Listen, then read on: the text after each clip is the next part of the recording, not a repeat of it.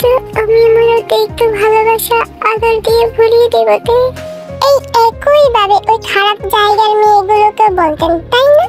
ওদের সাথে আমার কি তফাৎ রইল বলুন তো? ওরা আপনাকে যেভাবে পেয়েছে আমি আপনাকে ঠিক একই ভাবে পেয়েছি। ওদের তো আমার থেকেও সৌভাগ্য, ওরা আমার আগে আপনাকে একান্ত আপন করে পেয়েছে। আমার ভুল হয়ে গেছে বউ, আমারও ভুল হয়েছে। আপনাকে বিয়ে করে জীবনের সবচেয়ে বড় ভুলটাই করেছি আমি। আমি বোকা দেখে সবাই আমাকেই কেন ঠকিয়ে মজা পায় কে জানে। এভাবে বলিস না তে, মানুষ মাত্রই ভুল করে, আমিও করেছি। তাছাড়া আমার অতীত খারাপ ছিল, বর্তমান না। তুই আমাকে একটা সুযোগ দিয়েই দেখ না। আমি কথা দিচ্ছি পৃথিবীর বেস্ট বয় হয়ে দেখাবো। যাদের চরিত্রে দোষ থাকে তারা সহজে ভালো হয় না জাঙ্কুক ভাই। আপনি আবারও আমার সরলতার সুযোগ নিয়ে আমাকে ঠকাবেন না তে, তোর ধারণা ভুল। খারাপ মানুষও ভালো হয়, হাজারে একটা। আমি ভালো হতে চাইতে। আমি বাড়ি যাব, আমাকে ছুঁয়ে কথা দিতে। বাড়ির কাউকে আমার অতীতের কথা বলবি না। ভয় পাচ্ছেন? আচ্ছা বলবো না। ভোরেই রওনা দেব আমরা। সারাটা রাত তে জেগে রইল, জাঙ্কুকও জেগে রইল। তেকে এক মুহূর্তের জন্য ছাড়তে ইচ্ছে করলো না। আগের রাতে জাঙ্কুককে নিজের কাছ থেকে ছাড়িয়ে নেওয়ার জন্য খুব দস্তাদস্তি করেছে তে, তাতে বিশেষ কোনো লাভ হয়নি। জাঙ্কুক এক চুলো তেকে ছাড়েনি। তে ব্যর্থ হয়ে জাঙ্কুকের পাশেই চোখ দুটো বন্ধ করে গাপটি মেরে শুয়ে রইল। মনের ভেতর হাজারো খারাপ চিন্তা বাসা বেঁধেছে। আপন মানুষের কুৎসিত রূপ হঠাৎ বেরিয়ে এলে কেমন যে লাগে তা শুধু ভুক্তভোগীরাই গভীরভাবে উপলব্ধি করতে পারে। তের চোখের পাতায় কতগুলো নারী মুখ ভেসে উঠল। তারা জাঙ্কুকের সাথে খুব ঘনিষ্ঠ হয়ে এক চাদর নিচে শুয়ে আছে। উফ, আর কিছু ভাবতে পারে না তে। মাথার নিউরন গুলো বোধহয় এক একটা করে ছিঁড়ে যাচ্ছে, মাথা ব্যথা পেটে যাচ্ছে। কাঁদতে কাঁদতে চোখ মুখ ফুলিয়ে ফেলেছে তে। খুব ভোরে ওরা দুজন কাউকে কিছু না বলেই চলে গেল। জাঙ্কুক রাস্তায় গিয়ে মিনহুকে ফোনে সংক্ষেপে আসল ঘটনা জানালো। মিনহু শুনে খুব দুঃখ প্রকাশ করলো। তেদের বাড়ির সামনে এসে বাইক থামাতেই তে লাফিয়ে নেমে গেল। জাঙ্কুক নিচু কণ্ঠে তেকে বলল, তে আমার বাসায় চল। তে শুনেও শুনল না, দ্রুত পা চালিয়ে নিজেদের বাসায় চলে গেল। জাঙ্কুকের বুক দুরু দুরু করছে, মনটা খুব অশান্ত। তে সেই যে বাসায় ঢুকে বেলকনির দরজা জানালা বন্ধ করেছে, আধা ঘন্টা হয়ে গেল, এখনো দরজা খুলছে না। জাঙ্কুকের মা দৌড়ে এসে ভীতু কণ্ঠে বলল, এই জাঙ্কুক, তের সাথে তোর ঝগড়া হয়েছে নাকি রে? মেয়েটা আধা ঘন্টা যাবত ঘরের দরজা দিয়ে বসে আছে। বড় ভাবি খাওয়ার জন্য এই যে ডাকছি, কিছুতেই দরজা খুলছে না, কথাও বলছে না। জাঙ্কুক দৌড়ে তেদের বাসায় চলে গেল। হৃৎপিণ্ড খুব জোরে জোরে লাফাচ্ছে। জাঙ্কুক তের দরজার সামনে দাঁড়িয়ে জোরে জোরে শ্বাস নিতে নিতে দরজায় টোকা দিয়ে বলল, এই তে দরজা খোল। তে মামি খুব চিন্তা করছে, দরজাটা খোল বলছি। আমাকে খেপাস না তে, দরজাটা খোল। কি হয়েছে বাবা, সত্যি করে বলো তো। তে তো কখনো এমন করে না। জাঙ্কুক মিথ্যে করে বলল, তেমন কিছু না মামি, খুব সামান্য একটা বিষয় নিয়ে ওর সাথে ঝগড়া হয়েছে। মেয়েটা আমার খুব অভিমানী। চিন্তা করবেন না মামি, ওর কিছুই হবে না। তে দরজাটা খোল। আমাকে নিয়ে তোর অভিযোগ তো? বেশ, আমার সাথে ঝগড়া কর, আমাকে যা খুশি বল, তবু দরজাটা খোল প্লিজ। এই তে, আমি কিন্তু সত্যি সত্যি এখন দরজা ভেঙে ফেলবো। তের মা ঘাবড়ে গিয়ে ভয় ধরানো কণ্ঠে বলল, তোমার মামাকে আসতে বলবো? না মামি, শুধু শুধু চিন্তা করবে। আচ্ছা, এই ঘরের কোনো এক্সট্রা চাবি আছে? আচ্ছা তো, কিন্তু কোথায় রাখছি সঠিক মনে নেই। প্লিজ খুঁজে দেখুন, পাওয়া যায় নাকি। আচ্ছা আচ্ছা, আমি দেখছি। তুই কি চাস? আমার গোপন কথাটা সবাই জেনে যাক আর আমি একটা অঘটন ঘটিয়ে ফেলি। হুট করে ঘরের দরজা খুলে গেল। জাঙ্কুক চট করে ঘরে ঢুকে ভেতর থেকে আস্তে করে দরজাটা বন্ধ করে ফেলল। তে সারা ঘর অন্ধকার করে রেখেছে। জাঙ্কুক ঘরের লাইট জ্বেলে দিল। তের এক হাত চেপে ধরতে অতিরিক্ত ব্যথায় কুঁকড়ে গেল। জাঙ্কুকের হাতে বেজা কিছু অনুভব হতেই জাঙ্কুক তের হাতখানা আস্তে করে ছেড়ে দিল। নিজের হাতের দিকে তাকিয়ে চমকে উঠল জাঙ্কুক। জাঙ্কুকের হাতটা টাটকা রক্ত ভিজে গেছে। জাঙ্কুক ভয়ার্ত চোখে তের দিকে এক পলক তাকালো। তের ওড়না দিয়ে ঢেকে রাখা হাতটা আলতো করে ধরে এক টানে ওড়নাটা সরিয়ে ফেলতে তের কাটা হাত দেখে মাথা চক্কর দিয়ে উঠল জাঙ্কুকের। তে নিজের পুরো হাত ফালা ফালা করে কেটে জখম করে ফেলেছে। রক্ত চুইয়ে চুইয়ে পড়ছে। জাঙ্কুক কি করবে কি বলবে ভেবে পেল না। এত রক্ত দেখে রীতিমতো ওর গা কাঁপছে। তের কাঁধ দুটো চেপে ধরে অস্পষ্ট স্বরে জাঙ্কুক বলল, এটা তুই কি করেছিস তে? তে কান্না ভেজা চোখ তুলে জাঙ্কুকের ভয়ার্ত চোখের দিকে তাকালো। হাত দিয়ে এত বেশি রক্ত ঝরছে। এতক্ষণ মনে মনে ভয় পেল, জাঙ্কুককে দেখে সব ভয় উড়ে এলো। মনে প্রচুর জেদ চাপলো। এই মানুষটা তেকে চরম ভাবে ঠকিয়েছে। কথাগুলো ভাবলেই তের পাগল পাগল লাগে। সবকিছু লন্ডভন্ড করে দিতে ইচ্ছে করে, এমনকি নিজেকেও শেষ করে দিতে ইচ্ছে করে। জাঙ্কুক তের সম্মতি ফিরে পেয়ে তের হাতটা অন্য দিয়ে বেঁধে ফেলল।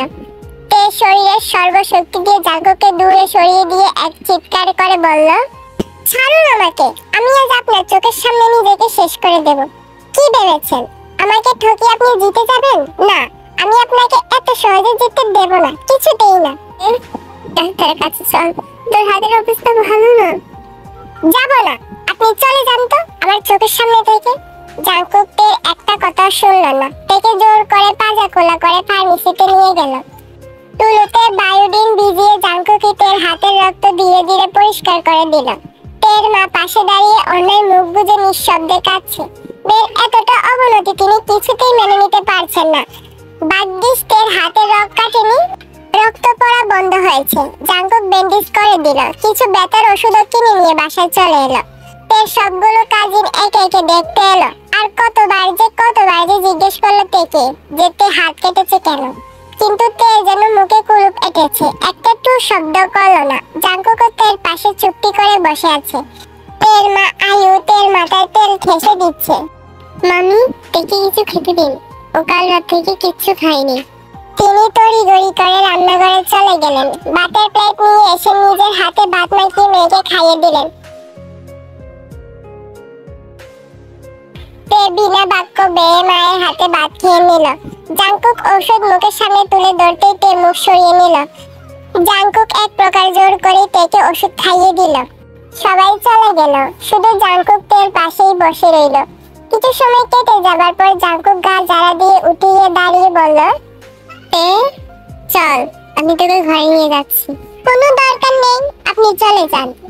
আয়ু তেকে মৃদু ধমকে সুরে বলল, তে এবার কেমন কথা? জাঙ্কুক তের কথা গায়ে মাখল না। তেকে ধরে ধরে ঘরে নিয়ে গেল। জাঙ্কুক ভেতর থেকে ঘরের দরজা চাপিয়ে দিতে তে চাপা কণ্ঠে তাচ্ছিল্য স্বরে বলল, যতই ভালো মানুষের নাটক করেন না কেন, সত্যিটা কখনো মিথ্যা হয়ে যাবে না। আর না, আপনি সত্যি সত্যি খারাপ থেকে ভালো হয়ে যাবেন। আপনি যতই রিকোয়েস্ট করেন, আমি কিছুতেই আপনার সাথে আর সংসার করব না। সামান্য একটা কারণে তুই আমাদের সংসারটা ভেঙে দিবি তে? রাগে দুঃখে ক্ষোভে তের শরীর জ্বলে গেল। এক হাত দিয়ে জাঙ্কুকের শার্টের কলার চেপে ধরে চোখে চোখ রেখে জেদি কণ্ঠে বলল, কোনটাকে সামান্য কারণ বলছেন আপনি? লজ্জা লাগছে না আপনার? এত কিছুর পরও কত সহজেই বলছেন সামান্য একটা কারণ। এই একই কাজ যদি আমিও করতাম মেনে নিতে পারতেন আপনি? জীবনেও মেনে নিতেন না। ঢাক ঢোল পিটিয়ে পুরো এলাকা রটিয়ে দিতেন। মেনে নিলাম আমি খারাপ, তবে আমার খারাপ হওয়ার পেছনের গল্পটা শুনবি না তে? না। জাঙ্কুক বুক ছিঁড়ে গভীর দীর্ঘশ্বাস ফেলে দৃঢ় কণ্ঠে বলল, আচ্ছা না শুনলি, তবে আমি যে তোকে ছাড়তে পারবো না তে। আকাম কুকাম করার সময় মনে ছিল না? বারবার এক কথা কেন বলিস তে? এগুলো আমাদের বিয়ের আগের ঘটনা। আমি কিন্তু অস্বীকার করতে পারতাম, যেহেতু তোর কাছে কোনো প্রমাণ ছিল না। আমি একবার অস্বীকার করিনি কিন্তু। আরে আল্লাহ, তো একবার ক্ষমা চাইলে ক্ষমা করে দে। আমিও ক্ষমা করব, তবে এই একই কাজ আমিও করব। তারপর আর কিছু বলতে পারলো না। বাকি কথা মুখেই রয়ে গেল। জাঙ্কুক আচমকাতে ঠুটি শক্ত করে চেপে ধরল। অতিরিক্ত রাগে চোখ মুখ লাল হয়ে গেল জাঙ্কুকের। আবার বল। তে জাঙ্কুকের কাছ থেকে নিজেকে জোর করে ছাড়িয়ে তাচ্ছিল্য করে বলল, আমার কথা শুনেই আপনার শরীর জ্বলছে, অথচ আপনি কত শত রাত নারীর শরীরে মজে ছিলেন। কথাগুলো হঠাৎ জানার পর আমার কেমন লেগেছে একবারও কি ভেবে দেখেছেন? আমার বুকের ভেতর জ্বলে পুড়ে ছারখার হয়ে গেছে জাঙ্কুক ভাই। এই কষ্ট আমি কাউকে মুখ ফুটে বলতেও পারছি না, কারণ আপনার সম্মান জড়িয়ে আছে। আবার সহ্য করতেও পারছি না। জাঙ্কুক থেকে বুকে টেনে নিল। তের পিঠে আলতো করে হাত বুলিয়ে দিয়ে মলিন কণ্ঠে বলল, তোর সব দুঃখ কষ্ট আমি ভুলিয়ে দিবতে। কিভাবে ভুলাবেন? চোখ বুঝলে কতগুলো উন্মুক্ত নারীর শরীর আমার চোখের পাতায় ভেসে ওঠে। আপনি সেই শরীরগুলোর দিকে লোভাতুর দৃষ্টিতে তাকিয়ে আছেন, ঘনিষ্ঠ হচ্ছেন। আমি সহ্য করতে পারছি না তো। তুই এসব নিয়ে আর ভাবিস না তে। আমি ভাবতে চাই না, অটোমেটিক ভাবনাগুলো মনে আসে, চোখে ভাসে। আপনি ছাড়ুন তো আমাকে, আমার কিছুই ভালো লাগছে না। জাংকুক আর একটু গভীরভাবে তেকে জড়িয়ে ধরে অস্পষ্ট স্বরে ফিসফিস করে বলল, আমি তোর ভালো লাগার ঔষধ হতে চাইতে। আমার খুব ক্লান্ত লাগছে। আর একই সাথে একটা মানুষকে ভালোবাসা ও ঘৃণা করা অনেক কঠিন ব্যাপার। অনেক কঠিন মানে অনেক কঠিন। আপনি একটা মানুষকে পাগলের মতো ভালোবাসেন, আবার প্রচন্ড ঘৃণাও করেন। সেই নিকৃষ্ট অনুভূতিটা কেমন লাগবে আপনার? জাংকুক চমকে উঠল, বুকের ভেতর ক্ষয়ে গেল।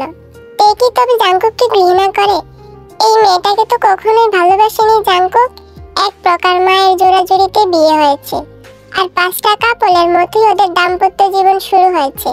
তে জাংকুককে ঘৃণা করে, কথাটা শোনার পর থেকে এত কেন কষ্ট হচ্ছে, বুকের ভেতর পুড়ে যাচ্ছে।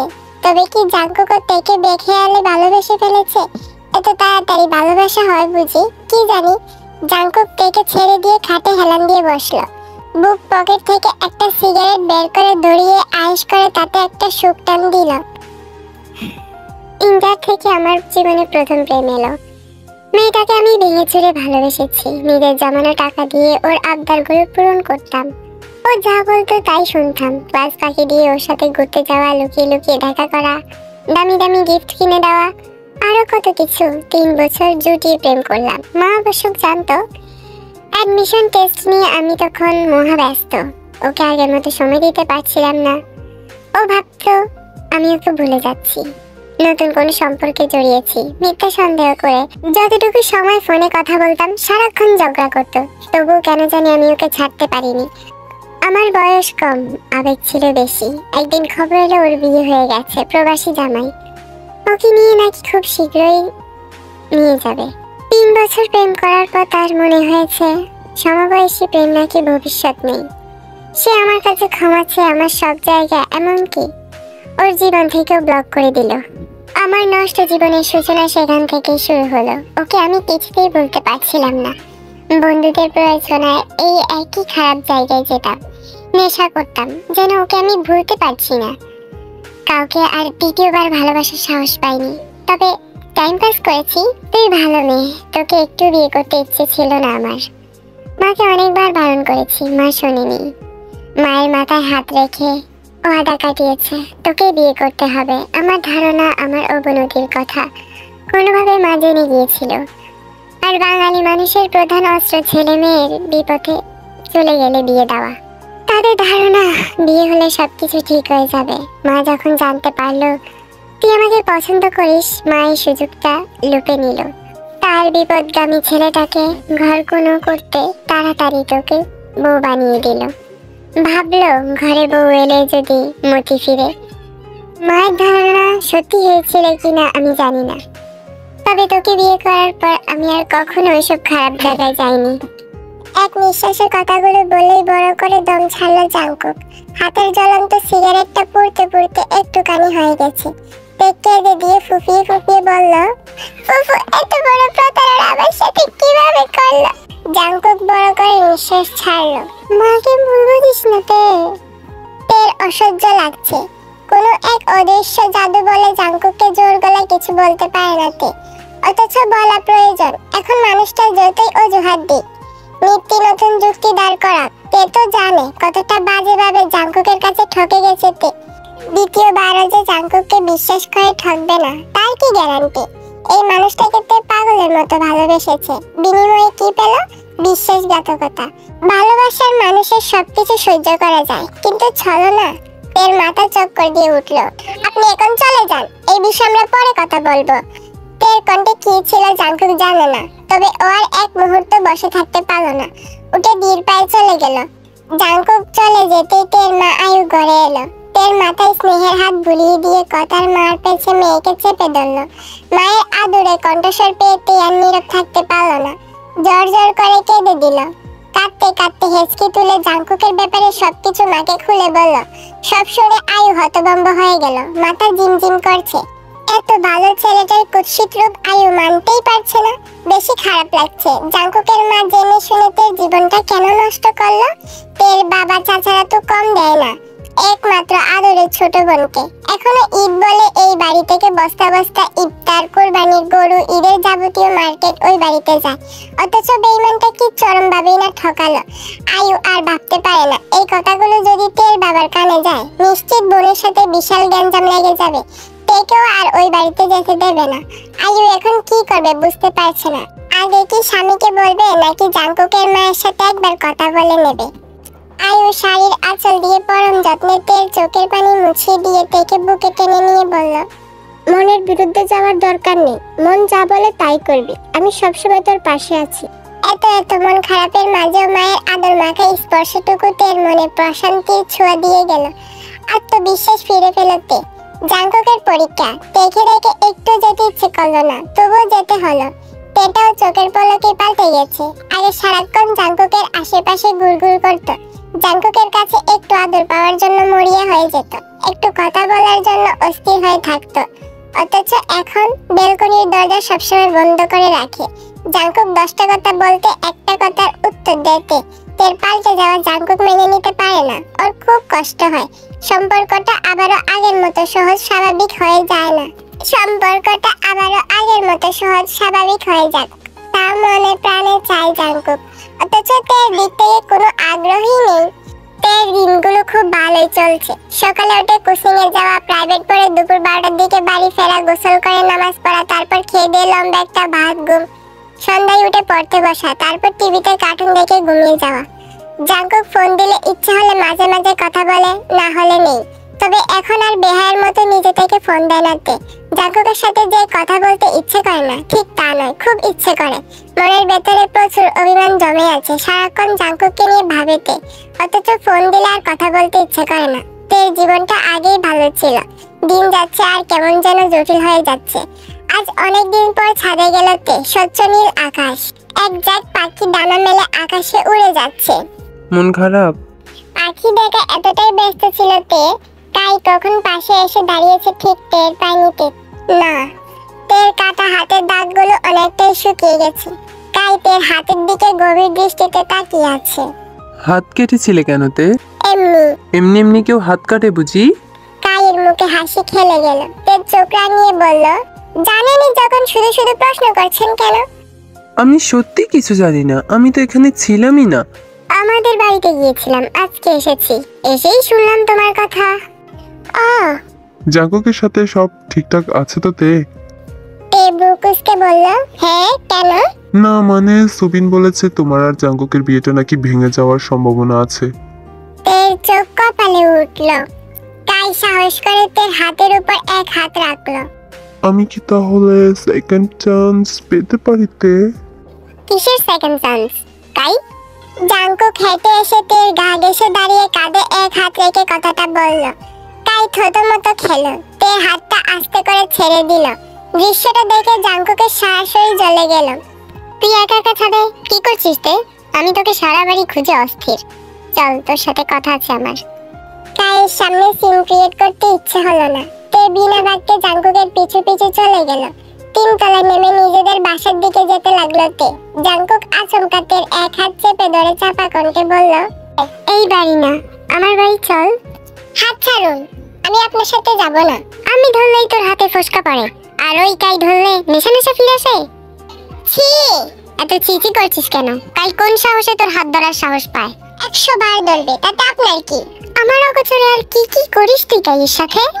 তে ঠাস করে জাঙ্কুকের গালে থাপ্পড় বসিয়ে দিল। জাঙ্কুক হতভম্ব হয়ে গেল। তে ফুপিয়ে উঠল, সবাইকে আপনার মতো নষ্ট ভাবেন নাকি? তুই আমার গায়ে হাত তুললি তে? তে কিছু বুঝে ওঠার আগে জাঙ্কুক জোর করে তেকে নিজের বাসায় নিয়ে গেল। তারপর ঠাস করে ঘরের দরজাটা লাগিয়ে দিয়ে তের পাশে এসে বসলো।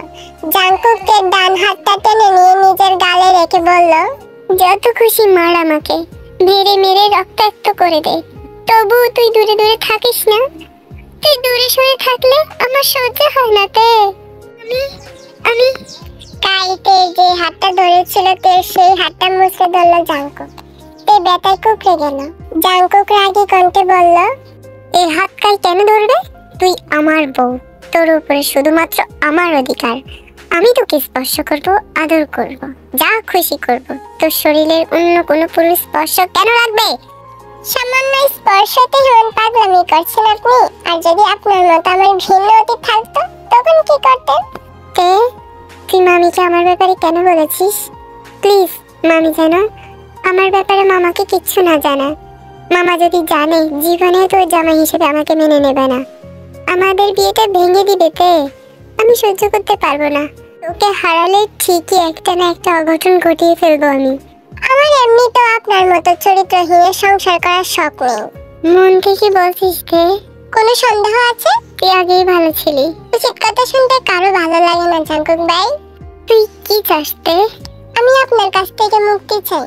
জাঙ্কুক তের চোখে চোখ রেখে বলল, আমি মুক্তি দিলে সহ্য করতে পারবি? পারবো।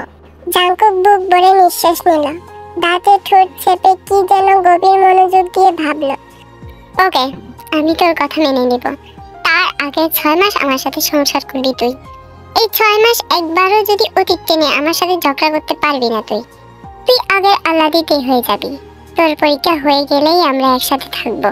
তে না বলতে গিয়েও কি মনে করে জাঙ্কুকের কথা মেনে নিল। আচ্ছা। জাঙ্কুক তের বুকের বাজে মুখ গুজে বিড়বিড় করে বলল, কতদিন তোকে মন ভরে আদর করি না তে।